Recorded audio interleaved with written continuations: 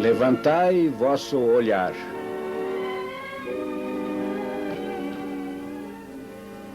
Esta é a história da Igreja do Evangelho Quadrangular no Brasil.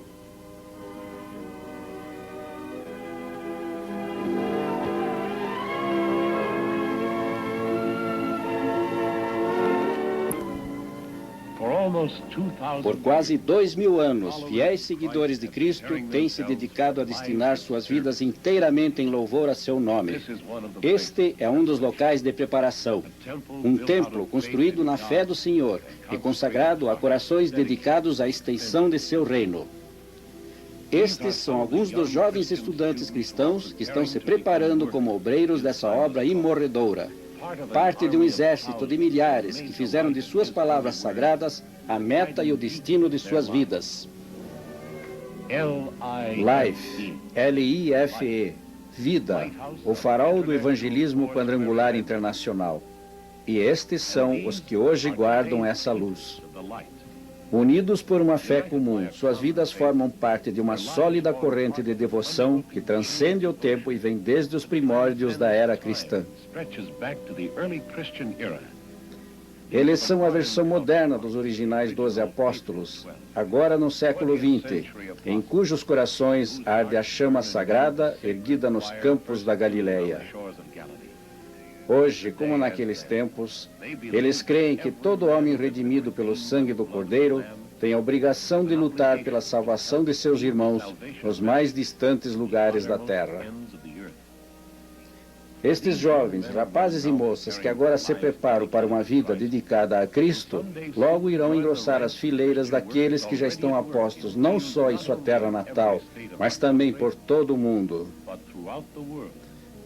Muitas histórias maravilhosas de suas vidas vão ser contadas algum dia, como a que vamos contar de dois deles que um dia estudaram neste mesmo lugar. Esta é a história inspiradora de dois desses dedicados obreiros do Senhor, chamados América do Sul. Harold e Mary Williams, sua esposa, cuja chama pentecostal inflamou milhares de corações no Brasil e os levou para Cristo. Concluindo os estudos no IBQ dos Estados Unidos, seu primeiro compromisso no exterior foi nas selvas da Bolívia, onde pregaram a palavra do Senhor por um ano. Por alguma estranha razão, eles acharam que este não era exatamente o lugar onde o Senhor os desejava.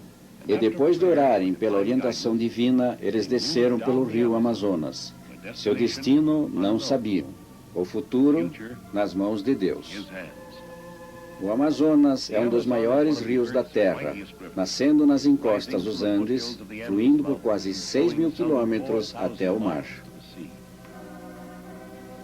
Enquanto o rio os levava para um destino desconhecido, eles mal sabiam que o Senhor os estava preparando para um ministério moldado nos desígnios do Novo Testamento.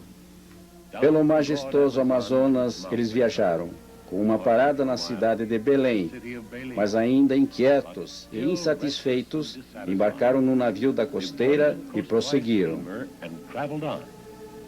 pela longa costa brasileira, parando algumas vezes em busca de um lugar onde suas vidas pudessem ter uma real motivação para ele. Seria em Fortaleza? Ou em Recife? Ou Salvador? Ou talvez ainda Rio de Janeiro?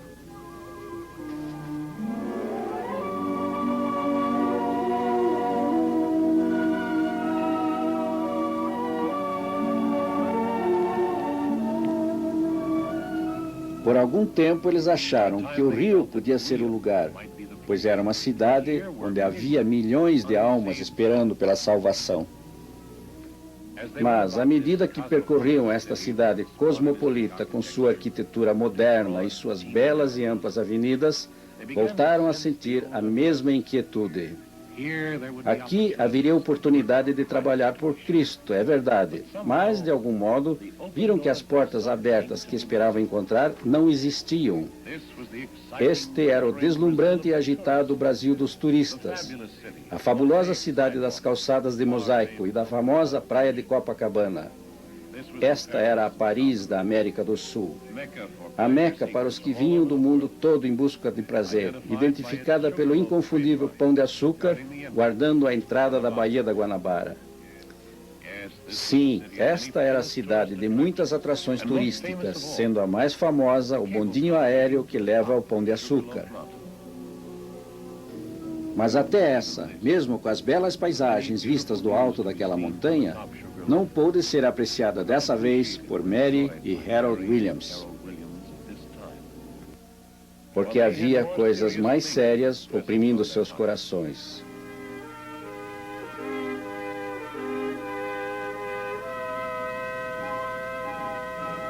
Não, esse também não era o lugar que eles procuravam.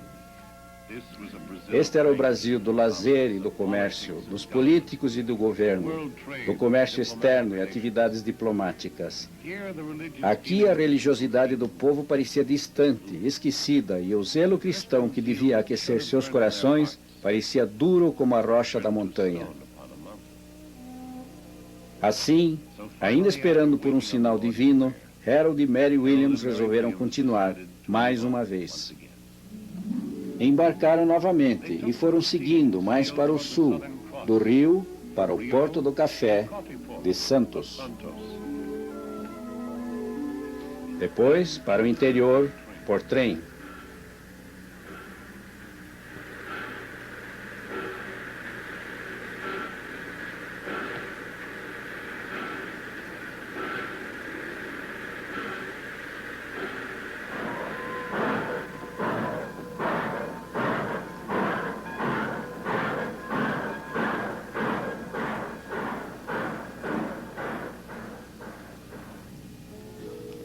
Assim chegaram a São Paulo, o grande centro industrial da América do Sul.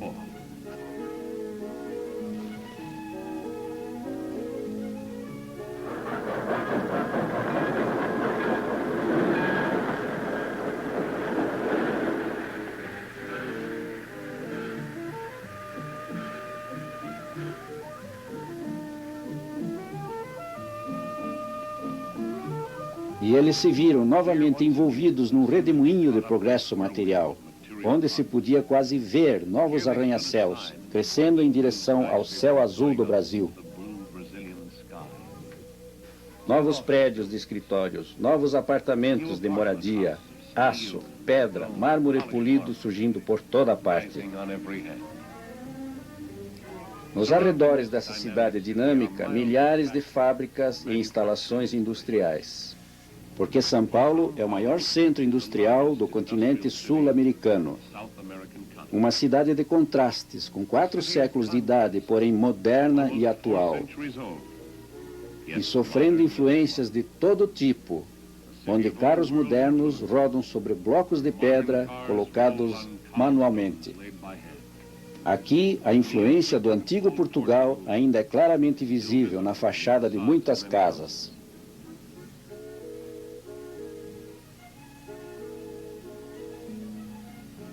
Mais uma vez, o casal Williams teve aquele estranho sentimento de insatisfação.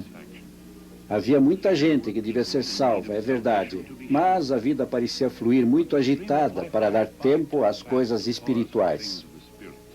Aqui, as pessoas pareciam fechadas, imunes a qualquer contato.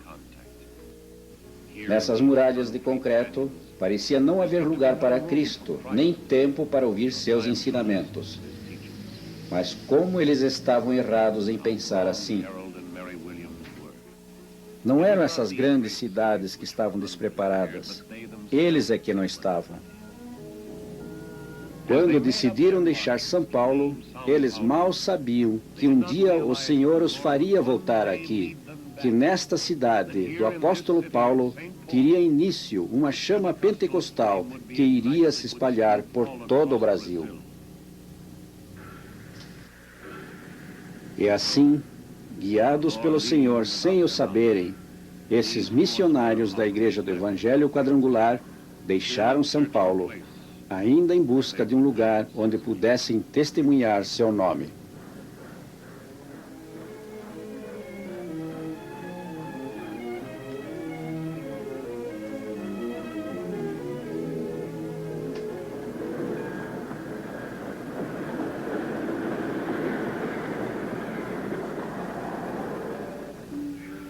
Os caminhos do Senhor nem sempre são claros para os que os seguem.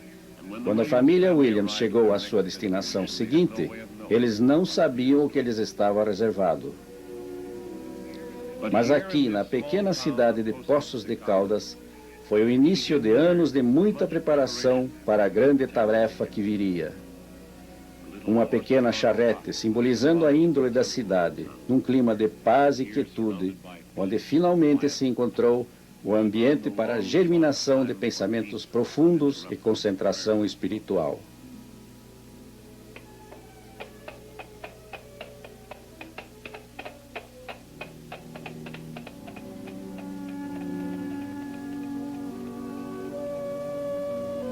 A primeira barreira que o missionário tem que remover é a barreira da comunicação. A língua portuguesa é estranha e difícil de aprender, mas se as palavras divinas tinham que chegar às crianças brasileiras, era preciso fazê-lo em português. Para aprender a língua do país, Harry Williams organizou aulas de inglês.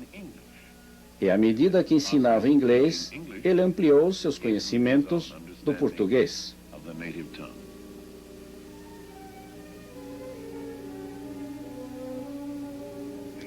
Eu coloco minha mão sobre o livro e ponho o livro sobre a mesa. Era um processo lento, mas onde há uma vontade, há um caminho. E logo suas palavras iam fáceis e todos o compreendiam.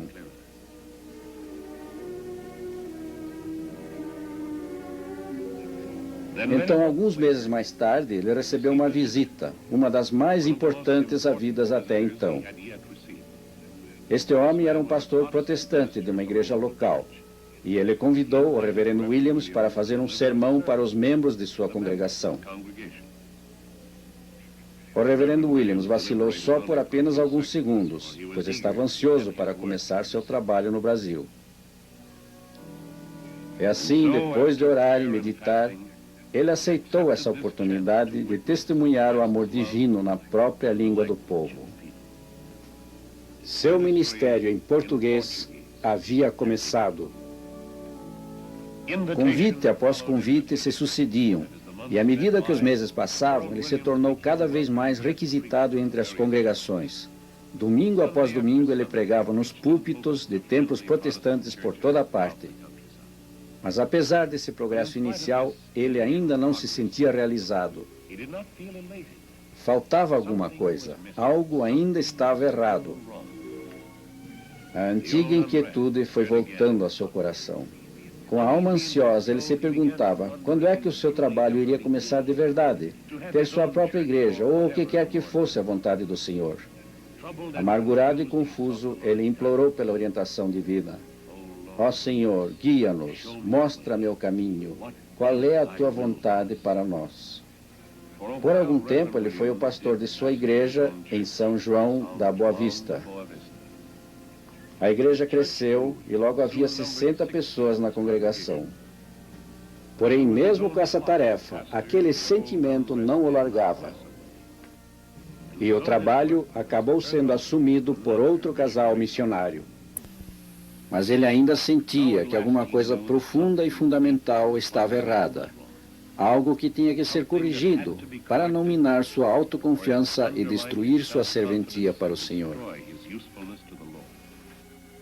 Mas o que? O que é que podia estar errado? Ele sabia a língua e estava conquistando almas para Cristo. Tinha construído uma igreja e era um ministro honrado e respeitado. Deus havia abençoado seu casamento e lhe dera mais um casal de filhos. Mesmo assim, a antiga tormenta persistia, com a mesma convicção de que algo ainda estava errado. Por 30 dias ele meditou. Por 30 dias e noites ele esperou em oração pelo Senhor. Onde foi que ele perdera o caminho? Por que o povo se mantinha distante de sua igreja? Por que sua congregação tinha só 60 almas num país de tantos milhões? Por quê? Por quê? E o que ele podia fazer sobre isso? Agora, finalmente, o Senhor estava pronto para revelar seu propósito. Segue, vai por estradas e caminhos, e chama-os para entrarem, que minha casa estará cheia. O povo parece ter medo de entrar numa igreja comum. Talvez elas correspondam se as pregações forem feitas num novo estilo? Claro que sim. Tudo o que ele precisava era uma tenda. Uma tenda. Tudo o que eu preciso é uma tenda. Finalmente, o plano do Senhor tinha sido revelado. Convencido de que essa visão era uma ordem direta do Senhor, o pastor Williams decidiu expor seu plano diretamente a seus superiores nos Estados Unidos, pedindo seu apoio e consideração.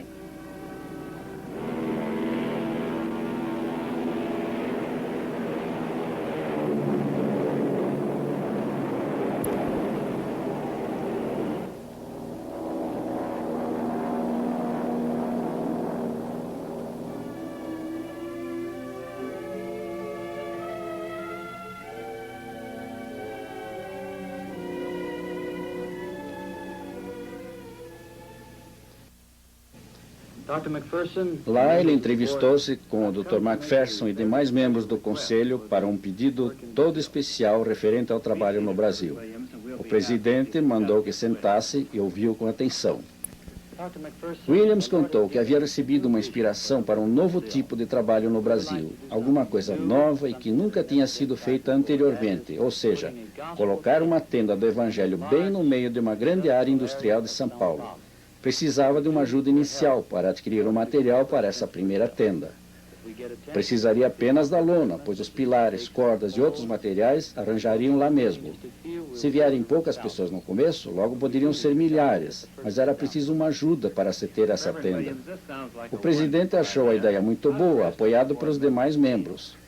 O entusiasmo e convicção de Harold Williams impressionaram vivamente o pessoal, e já não havia mais dúvidas. Essa combinação, primeiro, um programa baseado na pregação e, segundo, o entusiasmo de um pastor cheio da certeza de poder executá-la, fizeram o conselho da IEQ dos Estados Unidos entrar em ação.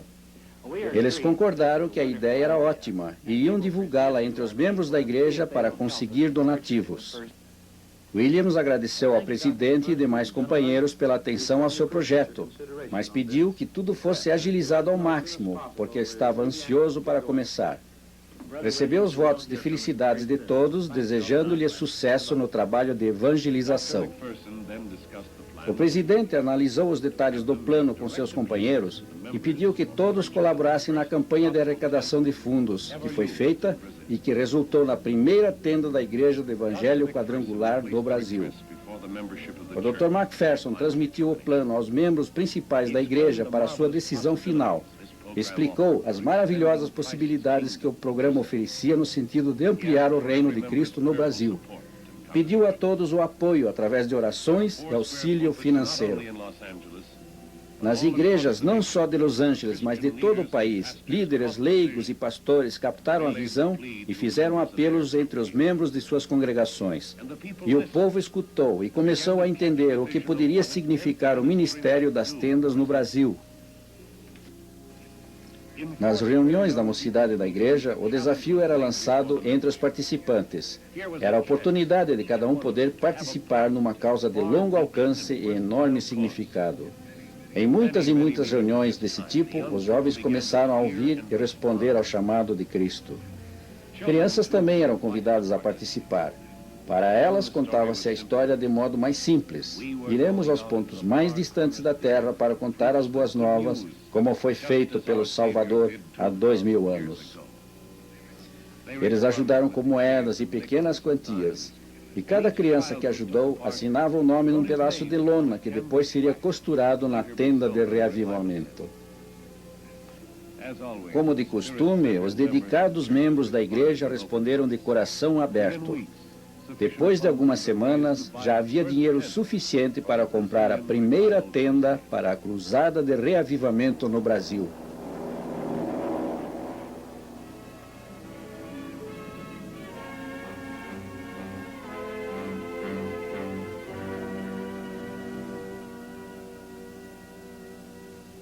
E assim, seguindo a orientação da mão de Deus, Harold Williams foi conduzido à sua grande missão para o salvamento das almas.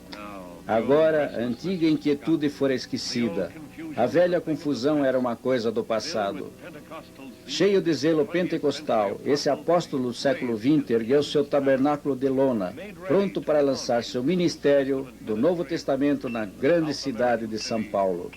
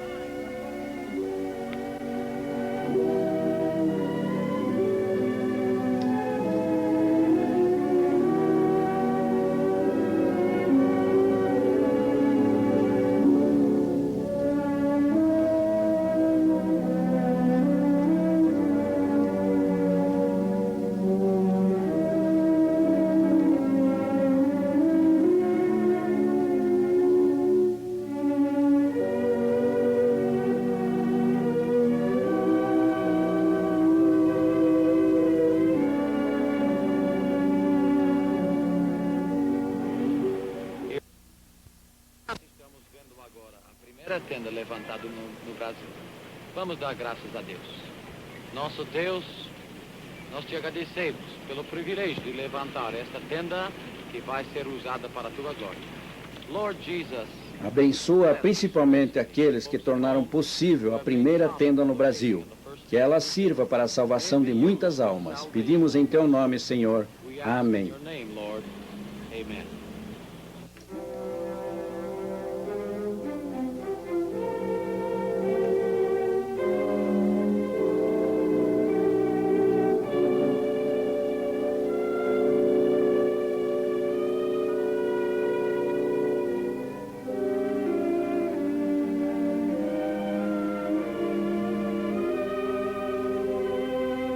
Quando tudo estava pronto, Harold e Mary Williams saíram pelas ruas convidando diretamente as pessoas do povo. Cada contato pessoal era feito em seu santo nome. Cada convite era feito com uma oração interior.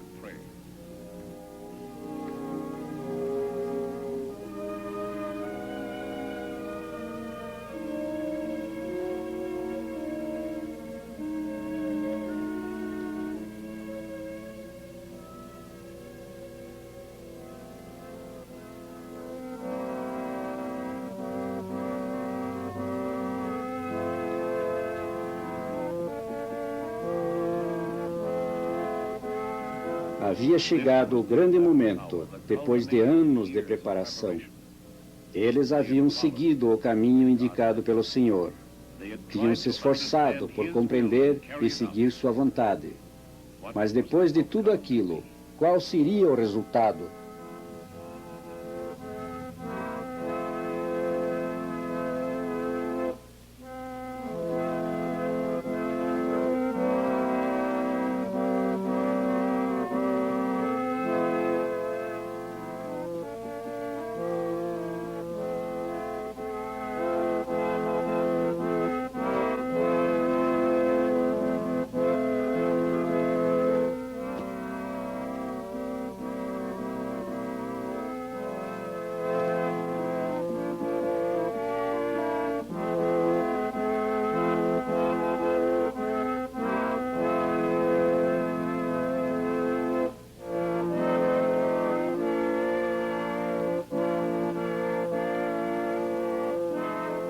Para Harold e Mary Williams, este foi o momento de triunfo. Aqui finalmente estava a prova de que pelo evangelismo das tendas, o povo do Brasil podia ser alcançado pelo Evangelho Salvador de Cristo. Boa noite, amigos. Bem-vindo ao nosso culto. And as we would say in English, the Lord bless you and welcome to our service. Hoje é o nosso primeiro culto na tenda de Jesus. Graças a Deus pelo privilégio de pregar o Evangelho aqui debaixo desta lona. Dia após dia, ele continuava suas reuniões de evangelismo, e o povo de São Paulo vinha, em grupos cada vez maiores. Em cada reunião aparecia mais gente, ansiosa para ouvir a mensagem da salvação. A congregação crescia em tamanho, e também o Espírito do Senhor crescia dentro de seus corações. E começou a se manifestar o início de um grande reavivamento. Senhor Jesus, nós te agradecemos pelo privilégio de trabalhar na sua seara, aleluia. Abençoa esse povo, Deus, que está trabalhando para ganhar almas aqui no Brasil. Em teu nome nós pedimos, amém. E todo o povo de Deus diga amém. Agora vamos cantar o corinho Brilhando. Brilhando, brilhando, brilhando.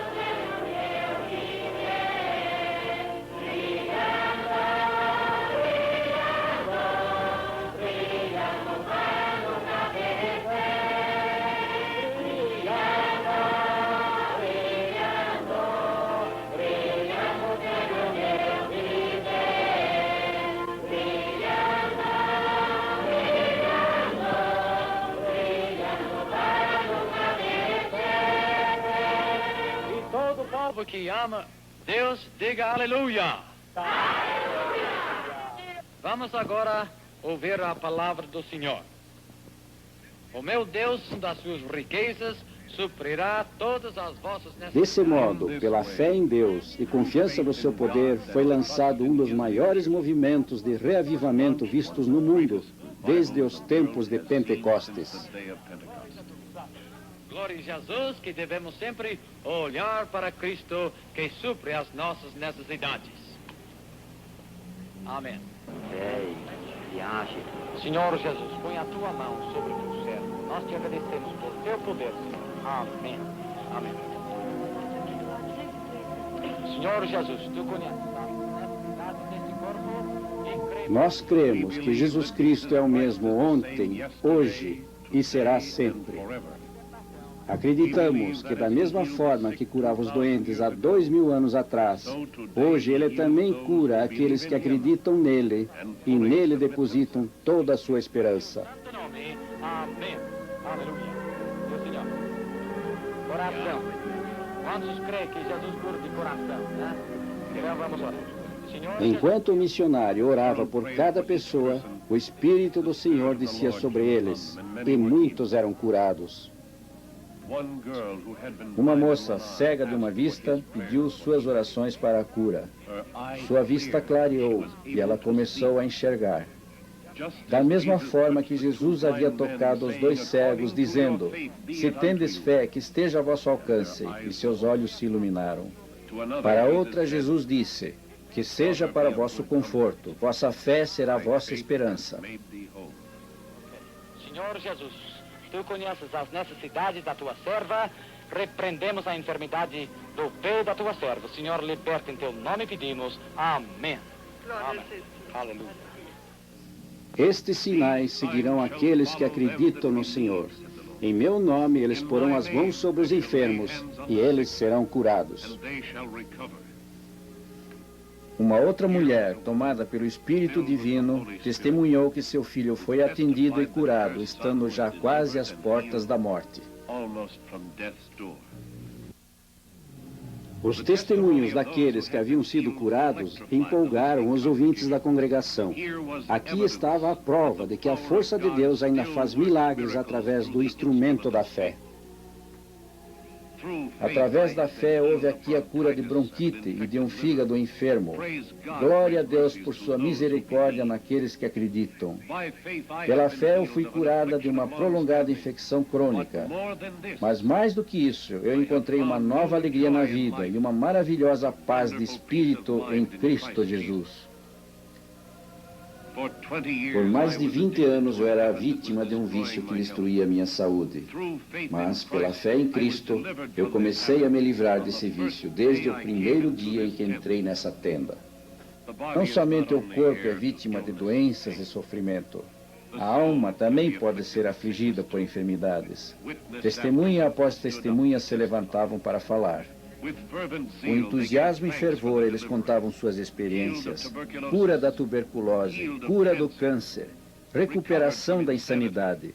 O reavivamento começou a crescer como o sopro poderoso do vento. Eu era cega de nascença. Ouçam, eu era cega de nascença e não enxergava numa das vistas. Eu vim aqui e acreditei, e minha visão retornou. Eu nasci cega e agora posso ver. As pessoas continuavam testemunhando as maravilhosas curas do Senhor. Esse era o momento de erguer as orações em agradecimento ao Senhor. Agradecer o milagre dessas maravilhosas curas. Muito bem, agora vamos ouvir a palavra do Senhor. Depois de alguns meses, Harold Williams estava pregando para milhares de almas diariamente. Intimamente, ele agradecia a Deus por tê-lo mandado ao Brasil, porque ao encarar os rostos dessas multidões, lhe vinha a certeza de que nesse país havia milhões de pessoas famintas pelo pão da vida. Gente que tinha receio de entrar nas igrejas protestantes convencionais, agora invadiam e superlotavam as tendas de reavivamento. O movimento já estava ficando grande demais para uma só tenda, muito trabalhoso para que um só evangelista desse conta. Podia-se ver na congregação líderes militares, doutores e advogados, industriais e legisladores, maquinistas e alfaiates e pintores que iriam mudar suas vidas e se tornar ardentes defensores da causa de Cristo. Entre os fiéis seguidores de seu rebanho, o pastor Williams lançou então um urgente apelo. Quem entre eles se proporia a dedicar seus talentos para o serviço do Senhor? Milhões de pessoas no Brasil estavam esperando pelas boas novas de salvação por Jesus. Quem as daria? Quem seria voluntário? Entre os que escutaram estava o Dr. Ciro Martins, um dos mais famosos dentistas de São Paulo, que fechou seu concorrido consultório e tornou-se um líder na Cruzada Nacional de Evangelização. Também um juiz de direito civil, Dr. Cavalcanti, que trocou os solenes trajes de juiz por uma modesta roupa de trabalhador para uma causa mais forte e elevada. O industrial e dono de fábrica, Carlos Borsoi, também ouviu o apelo. Ele descobriu que haveria alegria maior moldando as almas dos homens do que moldando formas de aço. Também se apresentou um pintor. Este foi Antônio Landi, cujos talentos no ofício logo seriam dedicados à cruzada brasileira de almas. Jacó Visconti, um próspero comerciante de São Paulo, transferiu aos sócios a administração de suas empresas e dedicou seu tempo a serviço das obras do Senhor. Geraldino dos Santos, que acabou sendo um dos maiores missionários de Cristo no Brasil, um dos valores novos que surgiu na Assembleia Legislativa de São Paulo, deixou seu trabalho das coisas políticas e, em seu lugar, assumiu a liderança das coisas da alma. Havia muita gente competente e inteligente assistindo a essas primeiras reuniões, entre elas a doutora Helena Christoph, dentista, destinada a se tornar um valor especial, ministrando alívio às necessidades do espírito em lugar das da carne. Então, Harold Williams concluiu seu chamado ao povo. Quem assumiria? Quem iria oferecer seus préstimos ao Senhor? bem. Agora, levante em pé aqueles que querem dar a sua vida a Jesus Cristo. Quer consagrar a sua vida, quer trabalhar para Jesus. Vem aqui à frente agora. Irmãos, vamos entregar a nossa vida a Jesus. Vamos entrar na ceia do Senhor. Senhor Jesus precisa da nossa vida. Irmão, vem a Jesus. Vem aqui à frente. Como os que primeiro responderam ao chamado dos primeiros apóstolos, agora os fiéis se levantavam e vinham para a frente.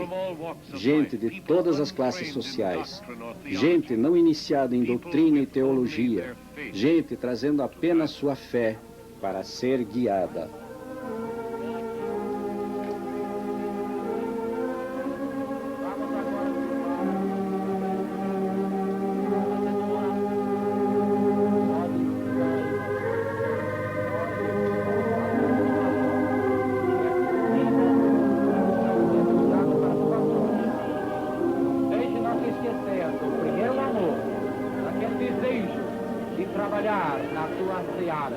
Abençoe, Jesus, cada vida, seja homem ou mulher. Em teu santo nome, nós pedimos. Aleluia. Vamos levantar as nossas mãos e dar graças a Deus. Nós te agradecemos, Jesus, pelo privilégio de ser obreiros da obra. Senhor, não deixe-nos nunca sentir frio na nossa experiência, mas para que sempre sentimos o fogo e a virtude do Espírito Santo. Jesus, em teu santo nome nós pedimos. Amém. Amém. E todo o povo de Deus diga amém. Amém. Vamos cantar agora. Eu quero trabalhar por meu Senhor. Eu quero trabalhar por meu Senhor. Todos agora cantando. Eu quero trabalhar por meu Senhor, levando a mensagem de amor. Quero levantar e orar e ocupado sempre estar na ceia. Levante a mão e canta. E orar na ceia do Senhor. Meu desejo é orar e ocupado sempre estar na ceia do Senhor. Mais uma vez, todos que querem dedicar a sua vida a Jesus, diga aleluia. E assim o Senhor atendeu à necessidade de conseguir líderes para continuar seu trabalho. Como o primeiro missionário, Paulo, que preparou os primeiros líderes da igreja nos campos, também o pastor Williams instruiu aqueles que ofereceram seus serviços. Com enorme fé, esses membros da cruzada do século XX prepararam-se para avançar sua causa. Vida a vida eles trabalharam, face a face, como manda o Novo Testamento. Havia realmente uma grande dedicação, e esses homens e mulheres sabiam que nem tudo seria fácil. Mas sua consagração ao Senhor, sua visão e fé os elevaram a realizações muito acima dos limites humanos. E assim eles trabalharam, carregando sua fé para dentro dos lares do povo. Desse modo, pelo esforço pessoal dos dedicados crentes, o reavivamento no Brasil começou a se expandir quando mais obreiros também aceitaram o desafio, deixando de lado seus interesses mundanos para buscar um relacionamento mais perto de Deus. Esse muito conceituado oficial de alta patente do Exército Brasileiro tornou-se um líder e pregador cristão. O juiz Cavalcante passou a dedicar seu tempo debruçado sobre os assuntos legais para todo o trabalho no Brasil. Para cuidar dos pilares e armar uma tenda, precisa-se apenas de homens com a coragem de suas convicções e a determinação de usar um machado. O homem que vemos não é muito hábil no machado, mas o que lhe falta em experiência, ele compensa com o zelo e entusiasmo cristãos. Ele logo consegue colocar o reforço na tenda e em seguida está pronto para começar seu ministério. Tua alma está ferida, magoado o coração, a tristeza já se apoderou de ti. Escuta, meu amigo, Jesus vos fala assim: ó cansados e oprimidos, vinde a mim. Tomai sobre vós o meu jugo, e eu vos aliviarei, e descanso vossas almas gozarão. Pois o meu fardo é leve, meu jugo é suave, paz perfeita vós tereis no coração. Como testemunhas do Senhor Jesus, anunciamos nas tendas, nas igrejas da Cruzada Nacional. No desenvolvimento da Cruzada de Reavivamento no Brasil, o Senhor revela uma verdade que não podemos esquecer. E essa verdade é: Ele não dá preferência a uma só pessoa. Se Ele acende a chama no coração de um homem, Ele também o fará no coração de outros. Estes homens que começam a pregar em nome do Senhor, logo o farão de uma maneira que jamais pensavam conseguir. As pessoas ouvem ansiosas, ouvem a palavra e são assim levadas ao trono de nosso Senhor. Estes homens se tornaram e agora são apóstolos do século XX, iguais a Pedro, José e João e os outros discípulos de Jesus. Essa cruzada brasileira é semelhante ao primeiro trabalho do ministério de nosso Senhor, quando Ele mandou os apóstolos para falarem em seu nome para as multidões.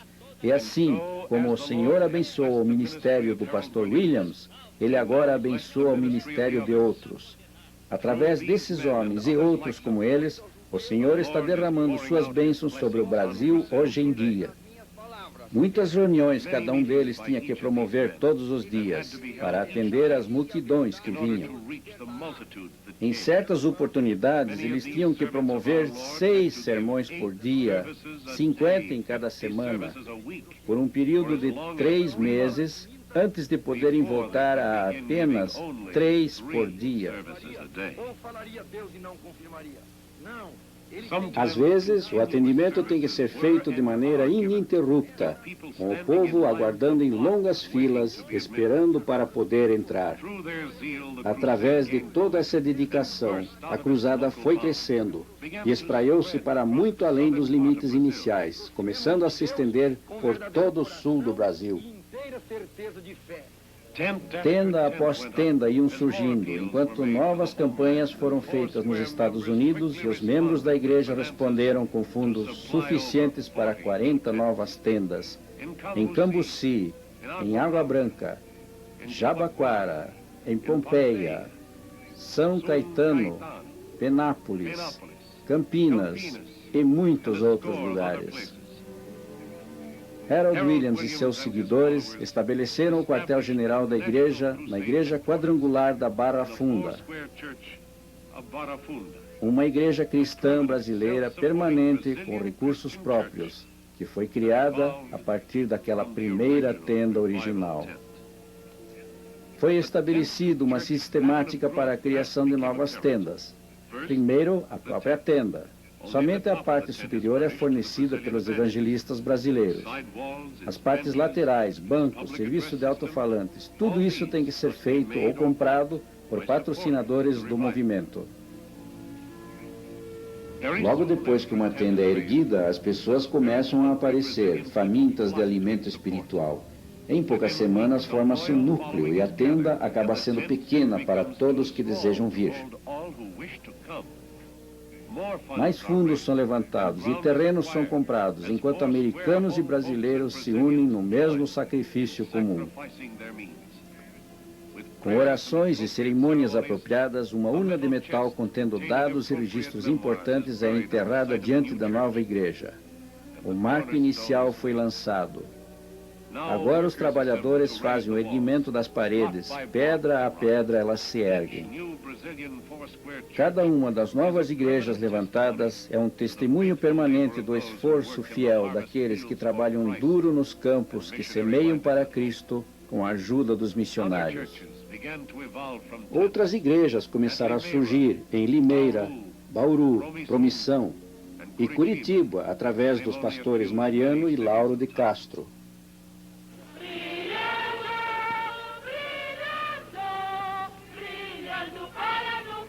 Cada domingo, quando termina o culto, ou sempre que é possível, muitos membros caminham pelas ruas com megafones cantando hinos da igreja. E para contar a outros seu júbilo pelo encontro com Jesus Cristo. Essa é uma típica passeata com megafones feita no Brasil hoje em dia, de maneira contínua. Geralmente isso é feito pelos membros mais jovens. Entre os moradores são distribuídos folhetos e eles são convidados para as reuniões nas tendas. A acolhida a esse tipo de trabalho tem sido impressionante.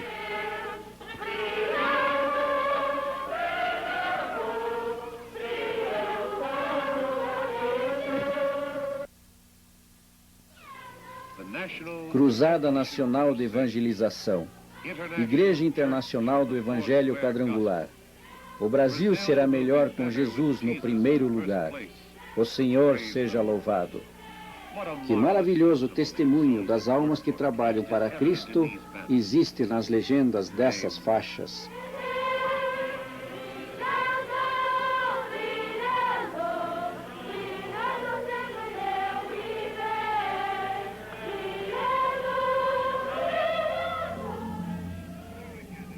Aqui um outro testemunho da força de Deus que trabalha nos corações do povo no Brasil. Vejam as Bíblias nas mãos de quase todos os adultos. Bíblias que eles aprenderam a amar, porque eles aprenderam o significado das preciosas palavras da vida.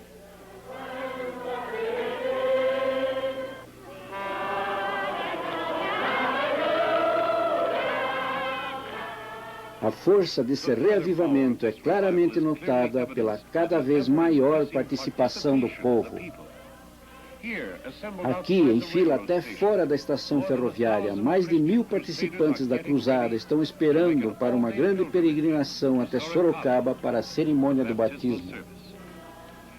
Novamente, aqui estão felizes novos cristãos, graças a alguém que um dia se dispôs a ir ao Brasil.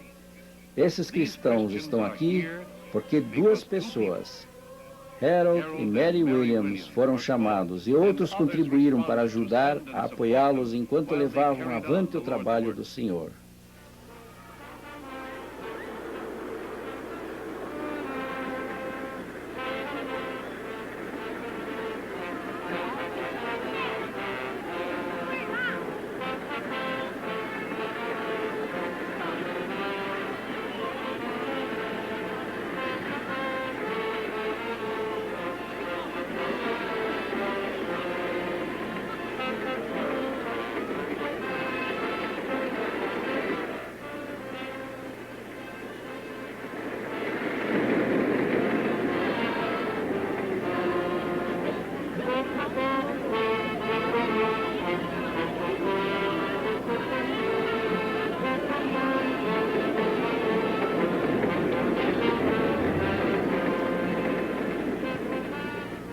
Essa entusiástica aceitação do Evangelho e suas empolgantes expressões públicas de fé provam que todo homem que está em Cristo, este é um novo pregador. Ouçam essas vozes em seu louvor. Já não há como duvidar. Ao ver esses novos cristãos renascidos da capital de São Paulo a marchar pelas ruas de Sorocaba, o povo dessa cidade vê a luz do amor de Deus brilhando em suas faces e também se sente tocado. Aqui também, a boa semente desses testemunhos se espalha.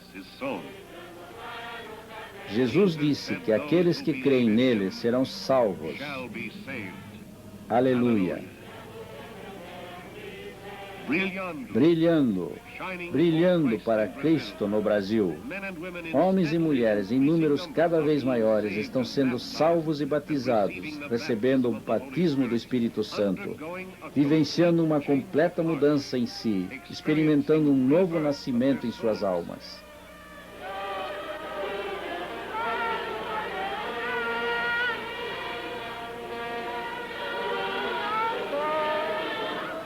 Para eles, esse renascimento é muito real.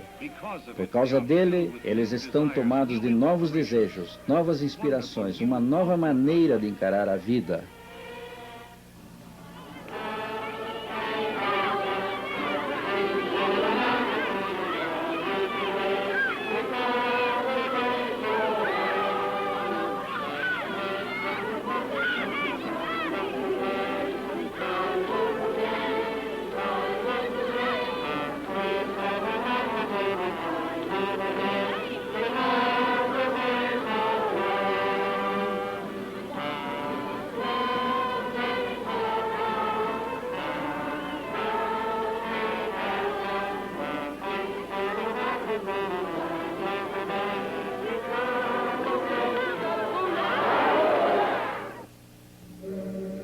E quando se reúnem no rio a cantar em louvor a Deus e se preparar para o batismo nas águas, começa a se notar um momento de grande elevação espiritual.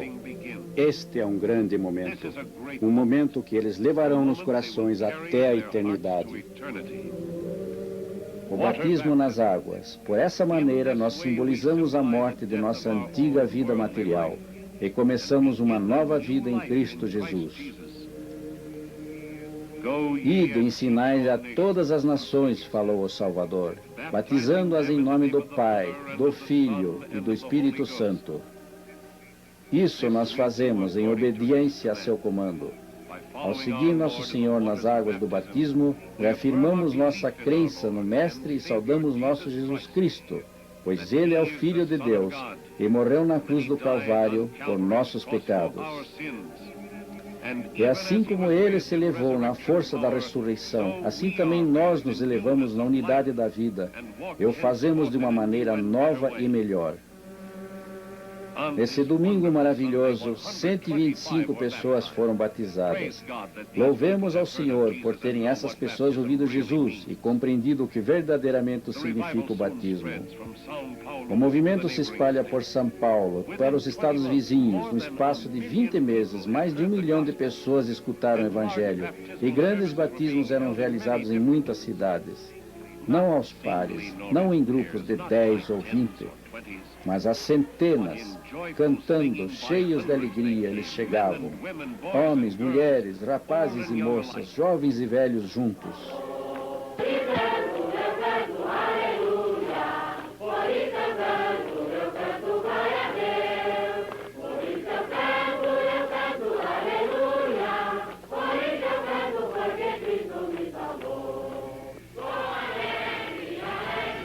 O entusiasmo de seus cânticos era a prova da confirmação de sua fé no Senhor e Salvador Jesus Cristo, e de que agora finalmente estavam prontos para o batismo.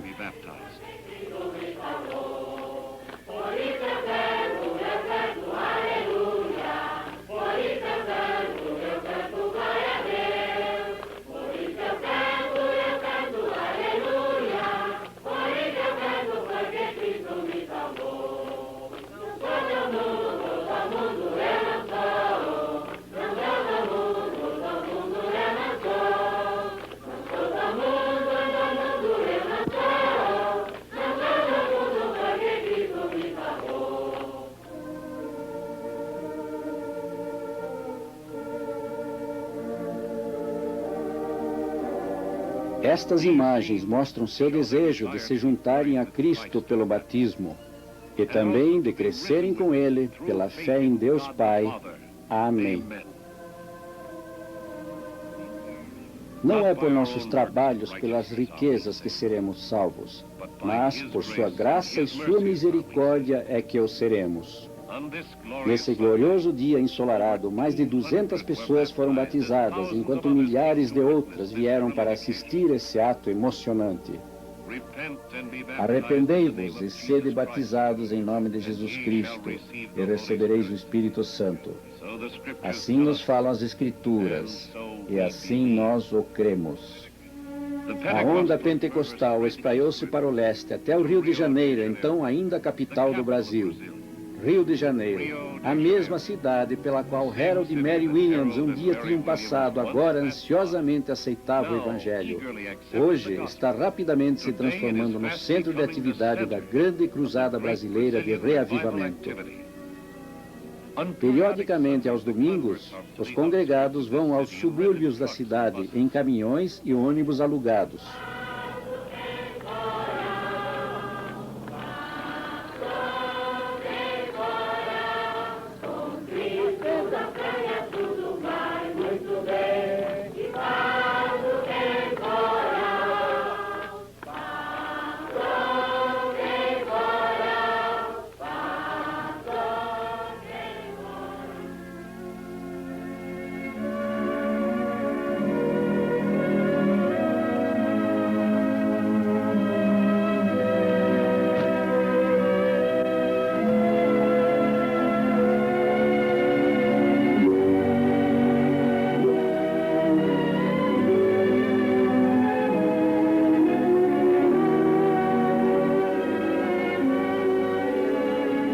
Chegando em grupos numerosos, eles se colocam em ambas as margens dos riachos. As pontes também são um bom lugar para observar esse momento de inspiração, porque aqui costumam ser feitos alguns dos maiores batismos de todas as redondezas. Através dessa grande nação, o Espírito de Deus está começando a se expandir poderosamente.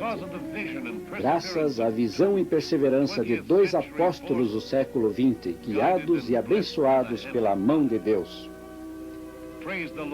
Louvemos o Senhor por ter confiado à Igreja do Evangelho Quadrangular um papel tão grandioso nesse espetacular reavivamento no Brasil. Essa confiança nós aceitamos com júbilo e nós não podemos falhar. Que venha chuva, que haja tempestades, isto nada significa para aqueles que vieram para o batismo, nem para a congregação que permanece firme até o final da cerimônia. No Ministério Brasileiro de Harold e Mary Williams, nós vemos um milagre moderno, igual ao de Pedro e Simão na pescaria milagrosa. Como Pedro, eles também obedeceram ao Senhor e lançaram suas redes onde Ele ordenou que fizessem.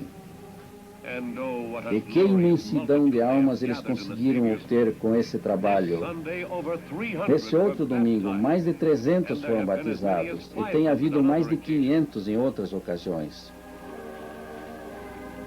Quando termina o batismo, a congregação marcha de volta pelas ruas, cantando e louvando alegremente até retornarem à velha tenda onde tudo começou.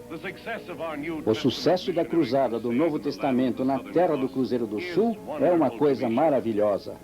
Mas não podemos dar por terminada a nossa missão nas terras brasileiras, porque ainda falta muito a fazer no Brasil. No entanto, nessa grande cruzada, a obra apenas começou. Porque o mundo todo é campo de semeadura para Cristo, e os milagres que Ele hoje está realizando aqui, Ele pode fazer e está fazendo também em outras terras. Assim, elevemos nossos próprios corações e aceitemos os desafios que nos esperam no mundo. Ergamos os olhos para termos a visão dos campos de colheita. Agora chegou a maior oportunidade para o testemunho cristão. Agora, a nosso alcance o dom de podermos, por nossa própria ação, saber que nós também temos comando. As missões mundiais do Evangelho Quadrangular chamam para a colheita de Jesus.